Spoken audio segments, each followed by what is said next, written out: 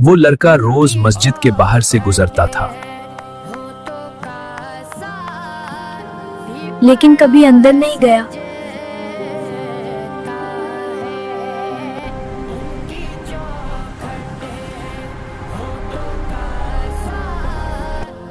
ایک دن اس نے دیکھا ایک بوڑھا آدمی روڈ کراس نہیں کر پا رہا۔ لوگ گزار رہے تھے مگر کوئی رک نہیں رہا تھا۔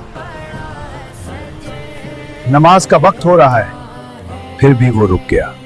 شکریہ بیٹا، کوئی بات نہیں بابا۔ دادا چلیے، ہاتھ پک دیے، ہاں بیٹا، آہستہ۔ روڈ کراس کر رہے ہیں۔ بس صرف 1 منٹ لگے گا۔